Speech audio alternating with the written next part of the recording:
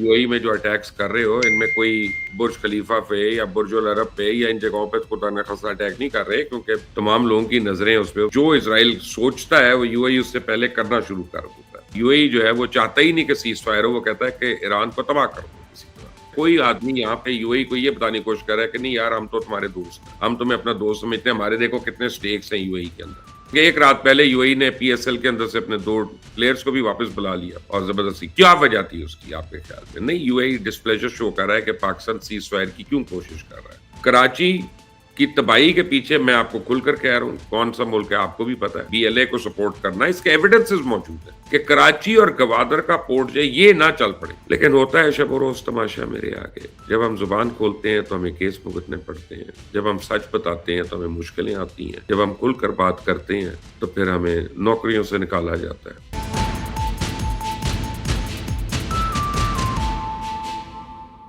अस्सलाम वालेकुम, आप देख रहे हैं मुबश्शिर लुकमान चैनल। मेरा नाम मुबश्शिर लुकमान है। कल मेरी रात को ईरान में किसी से बात हुई तो मैंने उनसे पूछा कि भाई अब तुम ये क्या कर रहे हो, अटैक्स किस किस्म के हो रहे हैं?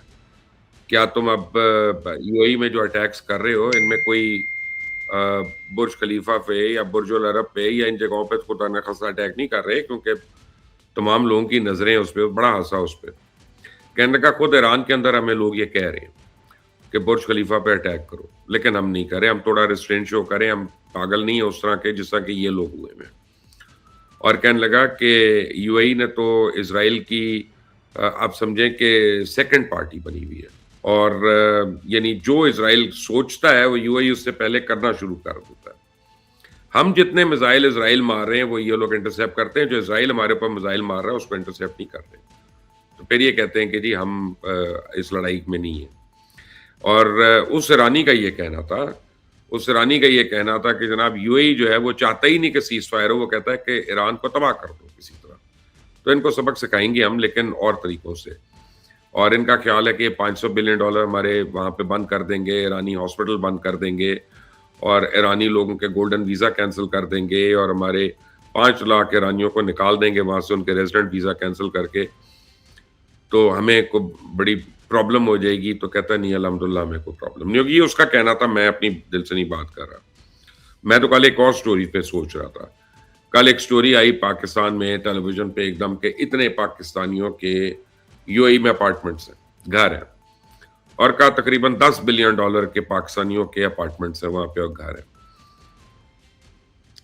तो मैंने सोचा कि यार ये तो स्टोरी बड़ी एक्साइटिंग है। जब मैं उसको देख रहा था फिर मुझे याद है कि ये तो पहले भी आ चुकी है, ये तो पहले 2 दफा आ चुकी है। उसी स्टोरी को बार बार रीहैश करके खास मकसद के लिए चलाया गया। इस वक्त इसका मकसद खास है, और अगर खास नहीं है तो मैं फिर आगे एक शर्त रख देता हूं, आपको पता चल जाएगा। शहबाज शरीफ के लिए भी चैलेंज है और जनाब आसिम मुनीर साहब के लिए भी चैलेंज है। दोनों को आपको पता चल जाएगा, मुझे भी पता चल जाएगा। I will stand corrected as well. और वो ये है कि अगर तो ये किसी पर्पस के लिए नहीं चलाई गई, और पर्पस एक ही मुझे समझ आता है कि कोई आदमी यहाँ पे यूएई को ये बताने की कोशिश कर रहा है कि नहीं यार, हम तो तुम्हारे दोस्त हैं, हम तुम्हें अपना दोस्त समझते हैं, हमारे देखो कितने स्टेक्स हैं यूएई के अंदर, है ना? तो हमारे तो $10 बिलियन के असासे हैं, तो इंडियंस के $11 बिलियन के। तुम समझते हो कि इंडियंस का बहुत ज्यादा वहां पे इन्वेस्टमेंट है, हमारी देखो कितनी है। तो ये कोई उनको खुश करने की कोशिश कर रहा है, क्योंकि एक रात पहले यूएई ने पीएसएल के अंदर से अपने 2 प्लेयर्स को भी वापस बुला लिया और जबरदस्ती। क्या वजह थी उसकी आपके ख्याल में? नहीं, यूएई डिस्प्लेजर शो कर रहा है कि पाकिस्तान सीज फायर की क्यों कोशिश कर रहा है ईरान के साथ। उससे ईरान बच जाएगा, और ये उनको नहीं कबूल कि ईरान किसी तरह बचे। यहाँ पे लोगों का ख्याल है कि यूएई में जो पाकिस्तानी जॉब्स करते हैं उनकी जॉब्स उन्होंने बचानी है। तो ये इनकी गलत फहमी है कि उन्होंने अपने माइंड में फैसले किए हुए हैं। अगर वो अपने 2 प्लेयर्स को ये कह सकते हैं कि तुमने कल नहीं आना, तुमने आज आना है, तो फिर आप सोचें कि उनके माइंड में क्या चल रहा है। ये कौन लोग हैं? इनका पहले ज़हनियत समझे कि पैसे के लिए किस हद तक गिर सकते हैं, क्या कर सकते हैं। यानी ये अरब की सरजमीन तो वो है कि जहाँ रसूल पाक सल्लल्लाहु अलैहि वसल्लम ने तमाम बुतों को तोड़ दिया, गिरा दिया उन्होंने बुतों को। और हमारा यही क़यास था कि पूरी दुनिया में बुत हो सकते हैं, अरब की धरती पे नहीं हो सकते। इन्होंने वहाँ बड़ी शान और शौकत के साथ, धूम तड़के के साथ मंदिरों की तामीर करवा दी, उनमें मूर्तियां रखवा दी, बड़ी बड़ी मूर्तियां। پتہ نہیں انڈیا کے بھی کسی مندر میں اتنی بڑی مورتیاں ہیں کہ نہیں ہیں. اور پھر وہاں خود یہ عربی شیخ جاتے ہیں اور پوجا پاٹ میں حصہ کرتے ہیں, نعوذ باللہ ماتھے پہ تلک لگواتے ہیں. اللہ معاف کرے. اللہ تعالیٰ انسان کو مشرک نہ بنائے اور اللہ تعالیٰ انسان کو بت پرست نہ بنائے. جو ہے وہ بس میں اس کے متعلق کیا کہوں, لیکن میں اپنی پوری آنے والی نسل کے لیے یہ دعا کرتا ہوں اللہ کسی کو بت پرستی کے قریب بھی نہ لے کے جائے. اور آپ بھی یہی کریں گے. جو بھی ایمان والا ہے جس نے کلمہ پڑھ لیا وہ تو پھر لعنت بھیجے گا بت پرستی. انہوں نے وہ کر لیا. آپ یہ سوچیں کہ یہ پیسے کے لیے کتنا گر سکتے ہیں. ہمیشہ کراچی کی تباہی کے پیچھے میں آپ کو کھل کر کہہ رہا ہوں کون سا ملک ہے آپ کو بھی پتہ ہے. جو ہانگ کانگ سے انویسٹمنٹ پاکستان آ رہی تھی کراچی میں, جب ہانگ کانگ چائنا کو ٹرانسفر ہو رہا تھا, وہ ساری انویسٹمنٹ ادھر کیسے گئی؟ یہ پچھلے 50 سال کی جو ترقیاں ہیں اس کے پیچھے کیا ہو رہا تھا. اور اب پاکستان سے ایک دم پیسے مانگنا اور پاکستان بی ایل اے کو سپورٹ کرنا, اس کے ایویڈنسز موجود ہیں کہ بی ایل اے کو کون فائنینشل سپورٹ کر رہا ہے. تو اس کے ایویڈنسز موجود ہیں. اب اگر وہ کر رہے ہیں تو کیا وجہ ہے کہ کراچی اور گوادر کا پورٹ جو ہے یہ نہ چل پڑے. یہ اگر چل پڑے تو کیا ہوگا؟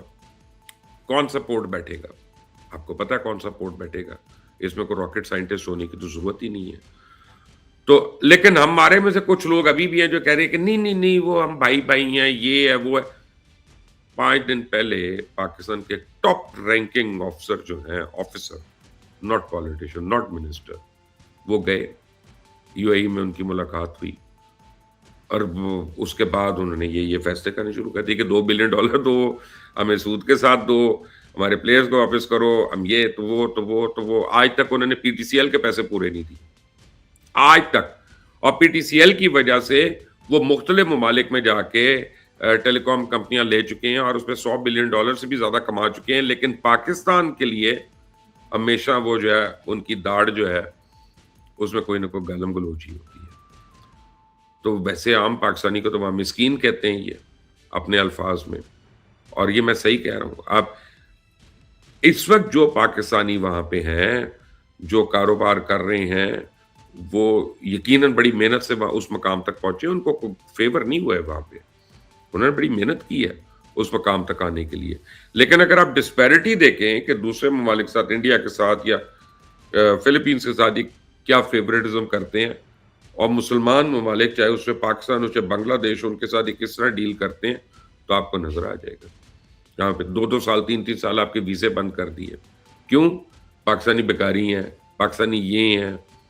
اچھا جی, بڑی مہربانی آپ کی. یہی پاکستانی ہے جس نے گرمیوں میں, ریگستان کی گرمی میں یہ پوری سڑکیں بنائی جس کے اوپر آپ کو ناز ہے. یہ جو بڑے بڑے برج آپ نے کھڑے کیے ہوئے ہیں یہ ہمارے پاکستانیوں کے خون پسینے سے ہیں. اور جس طرح کے لیبر کیمپس ہیں وہاں پہ, آپ یوٹیوب جا کے دیکھ لیں, بھرا پڑا ہے ان لیبر کیمپس کی تصویروں سے اور ان کے حال سے. آپ کو پتہ چل جائے گا یہ کس طرح ڈیل کرتے ہیں ہماری لیبر سے, جو وہاں جا کے ان کے یہ شائننگ قسم کے کرسٹل پیلسز جو ہے وہ بناتے ہیں. اور اب بھی یہ سمجھ رہے ہیں کہ پاکستان ہمارا دشمن ہے کیونکہ پاکستان سیز فائر کرانے کی کوشش کر رہا ہے. بہرحال کسی نے تو وہ خبر نکالی. جو میں وزیر اعظم کی اور آرمی چیف کے متعلق بات کر رہا تھا کل, خاص طور پہ اس خبر میں کہا گیا کہ جی 12 ریٹائرڈ جنرل, 2 ایئر مارشل, اتنے سیکٹری, اتنے بزنس مین, محسن نقوی کی وائف, فیصل واڈا, ان ساروں کے نام ہیں اس میں. اور ساتھ ہی محسن نقوی کی بیگم صاحبہ کا اور فیصل واڈا صاحب کے بیانات چل رہے ہیں, کسی اور کا بیان نہیں چل رہا. یعنی وہ خبر اگر اسی وقت آئی ہے تو اسی وقت بیان بھی ان کا چل رہا ہے کہ نہیں.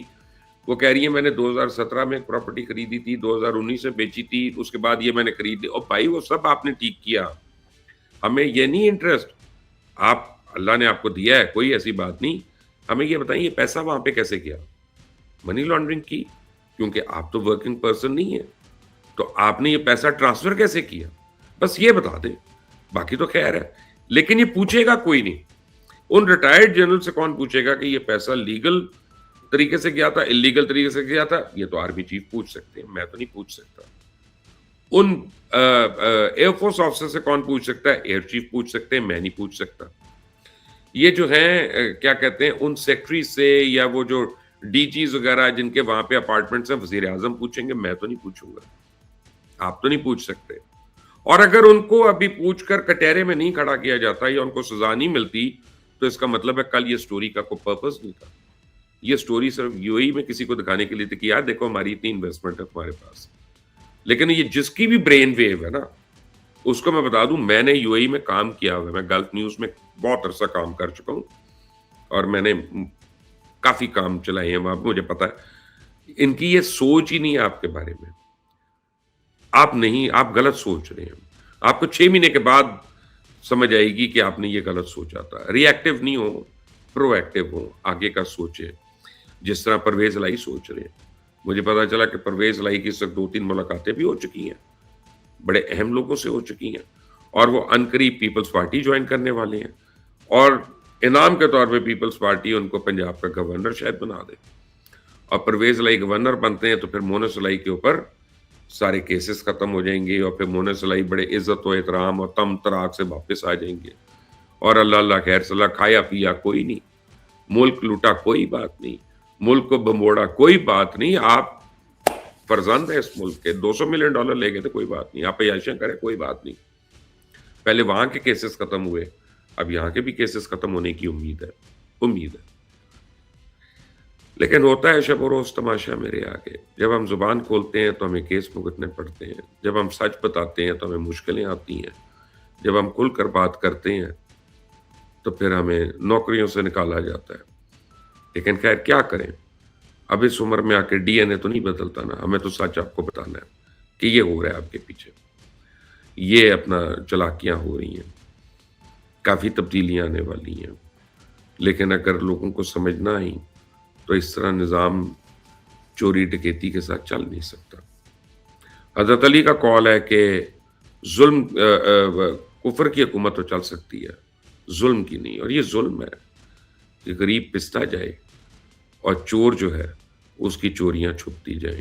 اس سے بڑا ظلم کیا ہوگا, سوچنے کی بات ہے. تو یہ ایک بات طے ہو گئی, یو اے میں جتنے لوگ موجود ہیں سکھ کا سانس لیں. کل مجھے جس رانی نے بتایا, اس نے کہا نہیں یار ہم نے برج خلیفہ کو نہیں کچھ کہنا, نہ برج العرب کو کچھ کہنا ہے. تو آپ جو لوگ وہاں سے باہر نکلے ہوئے ہیں بے شک واپس جا کے شفٹ ہو جائیں. اب اللہ کرے کہ میری خبر صحیح ہو, میں یہی کہہ سکتا ہوں. بس جنگ چل رہی ہے, آپ لوگ بس جنگ میں تو کچھ بھی ہو جاتا ہے, لیکن فی الحال تو مجھے یہی لگ رہا ہے کہ ایران سولین ٹارگٹس پہ حملہ نہیں کرے گا, انلیس اور انٹل وہ سمجھتے ہیں کہ یہاں پہ کوئی فوجی ٹھہرے ہوئے ہیں. اگر وہ نہیں ہے تو پھر دین اٹ از سیف. اپنا خیال رکھیں. انٹل دی نیکسٹ ٹائم, اللہ حافظ.